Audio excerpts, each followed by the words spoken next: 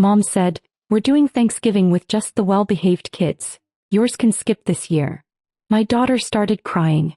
I texted back, "Understood. I'll cancel my card for the event."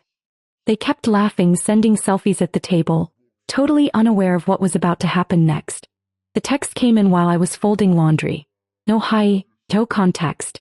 Just a single sentence from my mom that made me freeze. "We're celebrating Thanksgiving only with children who behave well. Your daughter can skip it this year." I stared at the screen, rereading it a few times, hoping I was missing something. Some typo. A joke. But no. It was clear. That was it. Eva was sitting cross-legged on the floor next to me, cutting shapes out of construction paper. She was making paper leaves for the thankful tree they were doing at school. She held one up to me and said she was thankful for Grandma's cookies. And then she looked up and saw my face. She asked if Grandma was coming for Thanksgiving. I told her no. Then, without even meaning to, I showed her the text. She read it. Didn't say anything at first. Then she asked if she had done something wrong. And then she just started crying. Quiet at first, like she was trying not to be a burden about it. And then harder. That's the moment something in me flipped. Didn't feel like anger. Felt like something deeper. A kind of permanent understanding that once you see it, you can't unsee it. My parents never wanted her. They never tried. And maybe they never wanted me either. Not really. Just the version of me that didn't question them, the one who went along with everything. The obedient daughter. The one who kept giving. I didn't respond right away. I sat with Eva until she calmed down, and then I went to my room, shut the door, and texted back. "Understood. I'll cancel my card for the event." Yeah. That whole Thanksgiving dinner? The turkey, the catering, the wine, the little herb centerpieces my mom pretended she arranged herself? All of it was on me. I'd been covering it for the last 3 years without ever asking for credit. I made good money as a consultant and didn't mind helping out. But suddenly, the fact that I had paid for every single holiday while my parents picked favorites, it made me feel like an idiot. I canceled everything. Every dish, every delivery, every service. No notice. No explanation. Just shut it down. I didn't say anything else to them. On Thanksgiving morning, I made pancakes with Eva and we stayed in pajamas all day. Around 11, the group chat started lighting up. Photos of the table settings, everyone dressed up.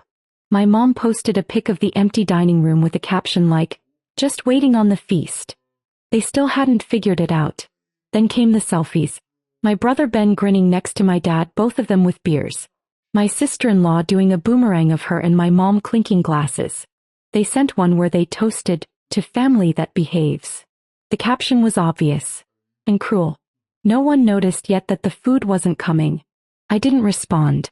Just kept my phone on silent and let them enjoy the illusion.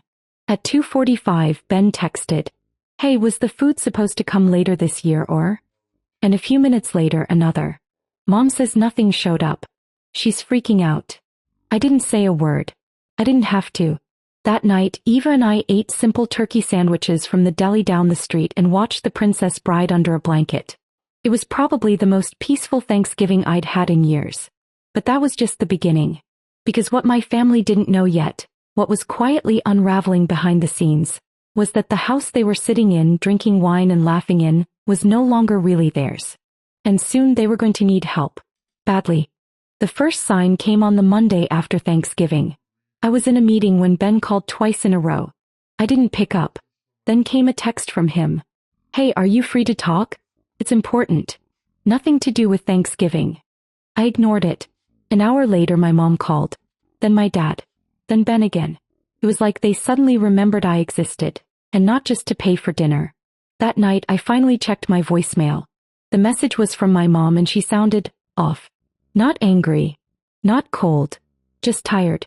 She said they had a situation with the bank and needed to discuss some temporary help because of an issue with the mortgage. That was all she said, but I already knew what it was about. 3 months earlier, I'd gotten a letter at my house addressed to them. It was from a credit union I'd never heard of. At first, I thought it was a mistake, but when I opened it, I realized it was about a loan. One they'd co-signed with Ben for a car. A brand new BMW. The letter said they were behind on payments, and the property used as collateral was their home. I had called my mom about it when it first arrived. He brushed it off. Said it was handled and that I shouldn't worry. I let it go. I shouldn't have. By the time they reached out after Thanksgiving, it was clear nothing had been handled. The loan had gone into default. The bank was initiating proceedings to seize the house unless the debt was settled within 30 days. I didn't answer them right away. I sat on the information for 3 days while they kept calling, texting, trying different angles. My dad sent me a long message about how family sticks together, and how they knew I wouldn't let something this small ruin everything. Well, that's what he called it. Losing the house my parents had lived in for 27 years. The one I grew up in. The one they had used as collateral for my brother's second car in 2 years. Meanwhile, they had treated Eva like she was some stranger they were forced to tolerate. It's weird, the mental gymnastics people will do when they've convinced themselves they're never in the wrong. My parents genuinely didn't see a connection between what they had done to my daughter, to me, and the fact that I no longer felt obligated to save them. But in the end I did help. That's the part one still think about sometimes. I wired the money directly to the credit union and sent them proof of payment. I didn't tell them I had done it. I let them sweat it out a few days longer, and then the letter from the bank arrived, saying the foreclosure process was being withdrawn. That's when they called again, all smiles and gratitude. Mom even said she wanted to take Eva shopping for Christmas. Like none of it had ever happened. I wanted to believe they had changed. I really did. Maybe I needed to believe it. So I let Eva go with her, thinking maybe this was a turning point. It wasn't. Because what happened next confirmed something I had always tried not to believe. That my daughter was invisible to them. And they didn't even care to hide it. They picked Eva up for the shopping trip on a Sunday afternoon. She was so excited she wore her little sparkly boots even though they gave her blisters. She kept checking the window, making sure she didn't miss them pulling up. I almost called it off last minute. I didn't trust it. The sudden shift, the way my mom was all warm and smiley again, like she hadn't said what she said just days before. But Eva had already packed a small bag with her allowance money and a list she made for gift ideas. She even drew a little heart next to Grandma's name. So I let her go. I told myself maybe they were trying. That maybe the house scare had opened something in them. They were gone for 4 hours. When she came back, she didn't say a word. Just walked straight to her room and shut the door. My mom barely made eye contact when she dropped her off. Said the mall had been too crowded to find much. Then she left like she couldn't get away fast enough. I knocked on Eva's door, sat with her on the bed and asked how it went. She handed me a paper bag with one small keychain in it. A little rubber snowman. That's all they bought her. I asked if something happened. He shrugged, said no. Said she was tired. But later that night I found her crying into her pillow. Not loud. Just quiet, stifled sobs. She finally told me what happened. They hadn't gone shopping for her. They had taken her to the mall to buy gifts for her cousins. My niece, my nephew, and my brother's new baby. Eva watched them pick out outfits, toys, and even a gold bracelet for the baby to grow into.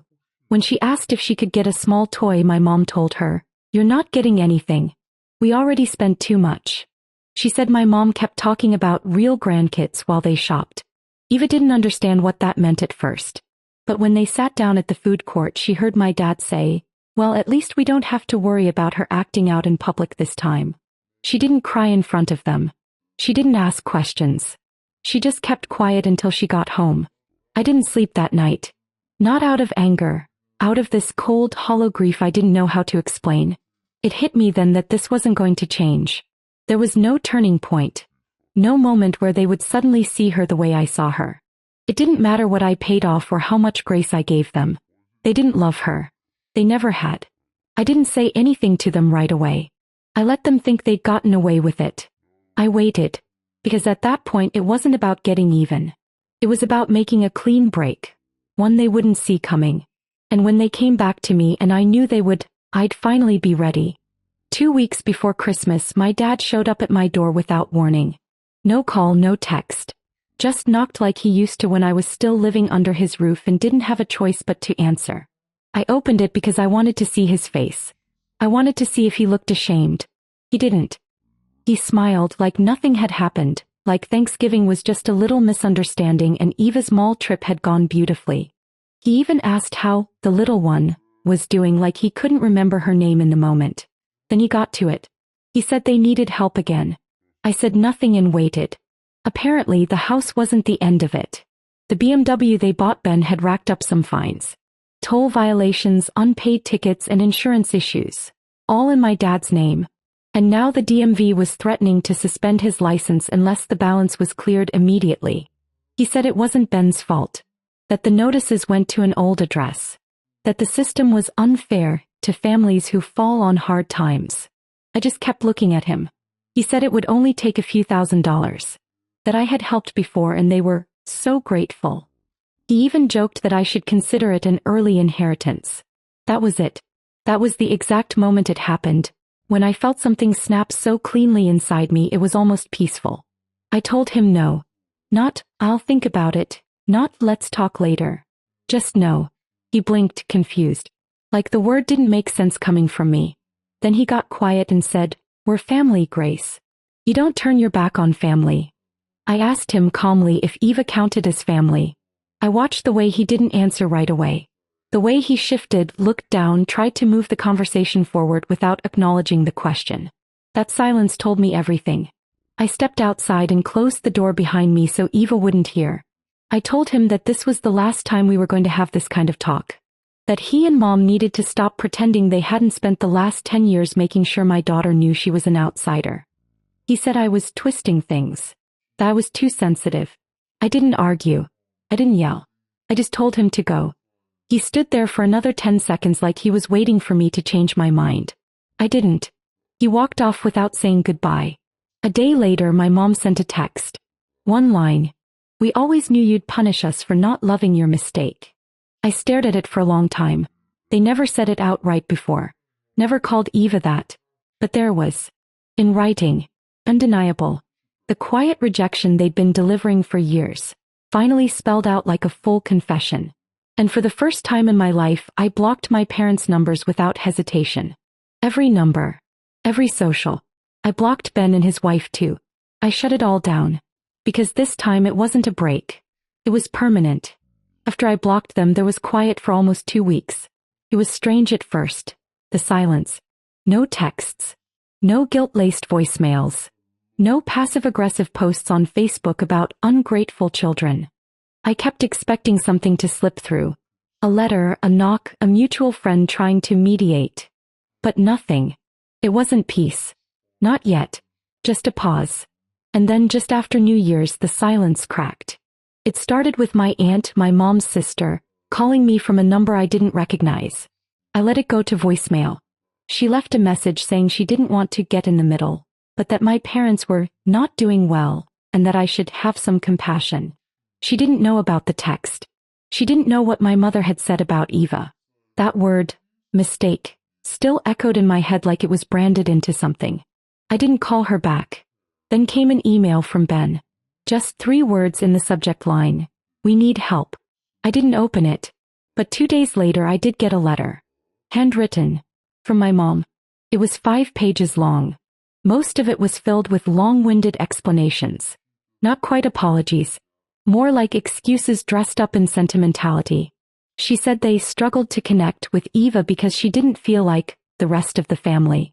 She said they weren't ready to be grandparents when she was born. That they were working through their feelings and had made mistakes along the way.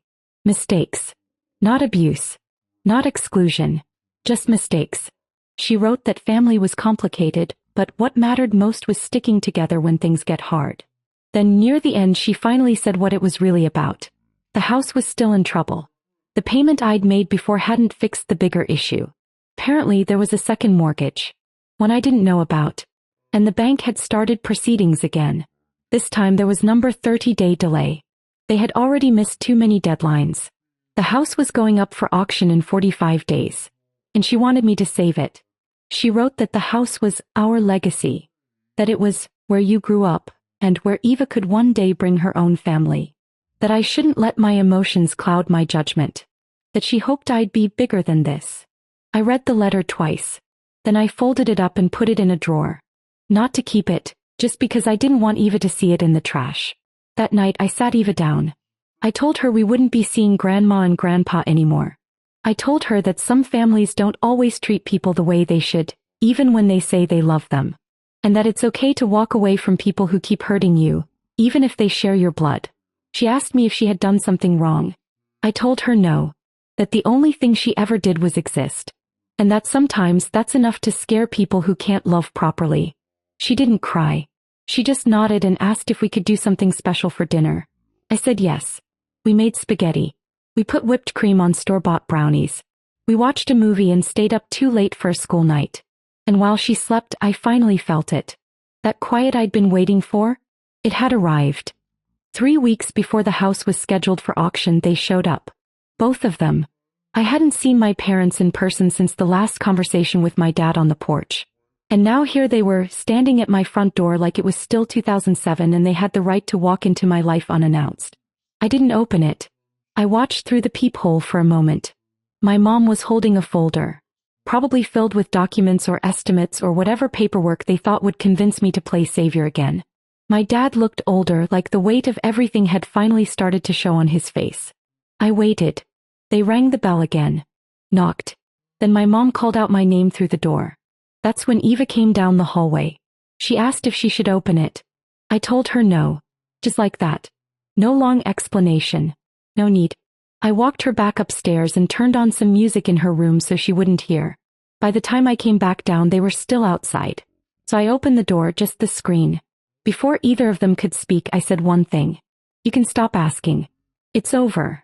My mom tried to say something about the bank, about how I didn't understand the full picture, how they'd taken steps to fix things.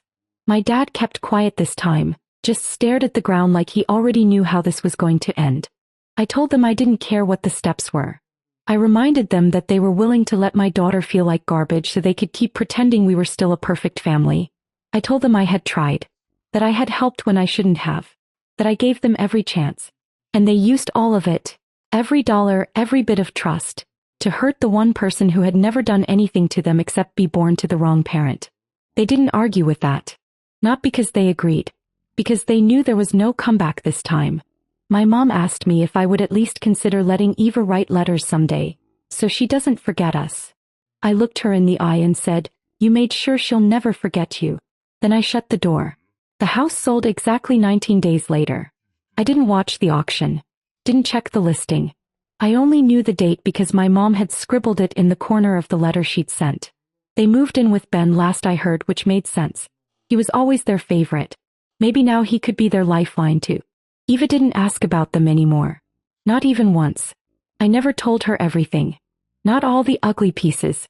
Just the truth she needed. That we don't let people keep a place in our lives just because we share DNA. That love is proven, not owed. Sometimes I still get tempted to check on them. I never do. Because for once I didn't just close the door. I locked it. And I threw away the key.